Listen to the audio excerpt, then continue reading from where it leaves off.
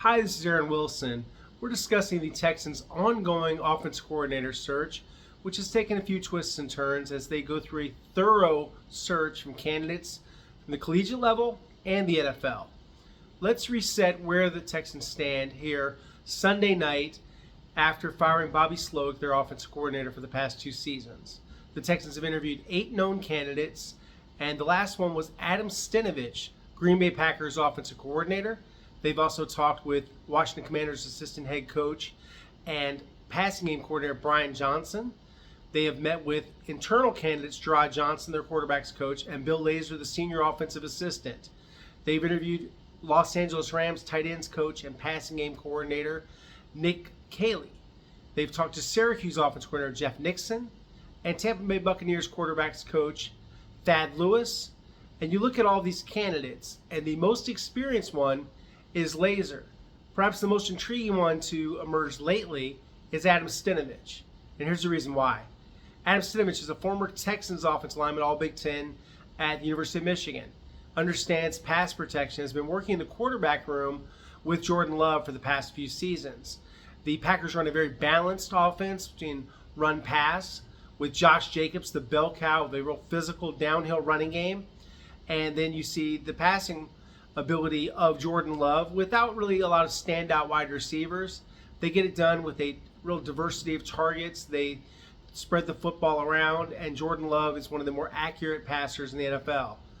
Not that different in style from C.J. Stroud, the Texans quarterback. And both are mobile, both can throw on the run, both have the same agent, David Mulugeta. And I could see Adam Stenavich making some sense because offensive lines where they've had some problems, they allowed 54 total sacks, 52 sacks on C.J. Stroud this past season. And we saw protection issues again crop up in the divisional round loss to the Chiefs. 8 sacks and 14 hits. And it's things like that that make a big difference between winning and losing. And the Texans, I think, were good enough, despite all the injuries they've suffered, to beat the defending champs. Instead of knocking them off and advancing, they're now 0-6 in the divisional round and talking about how do they get to the next level? How do they get to the AFC Championship game? One way they do it is getting this decision right.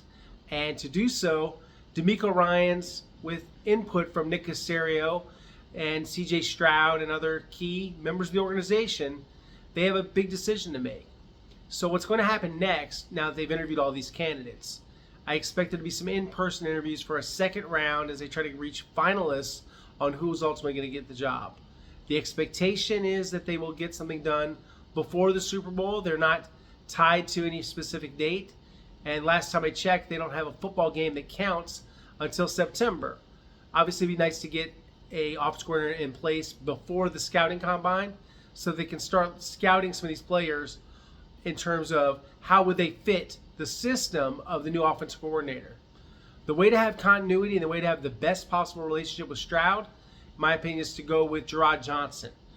Go internal. Promote Johnson, who's from Humble, played collegiately at Texas A&M, was also on the basketball team, was a record-setting quarterback for the Aggies.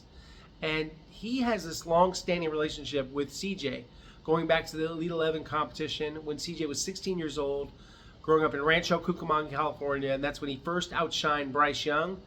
And guess what?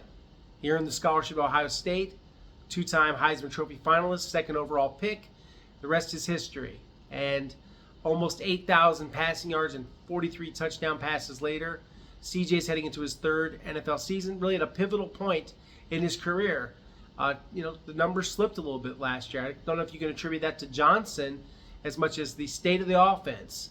And they eventually lost confidence in Bobby Slowick, didn't think he was making the proper adjustments, so they had to move on. There was a lot of talk, obviously, about Chip Kelly, and I saw that he was a popular name with the fan base. Never sensed that there was a lot of passion from the Texans toward getting Chip Kelly, and he is now the new Las Vegas Raiders offense coordinator. I was discussing him a little bit earlier on KPRC with Randy McElvoy.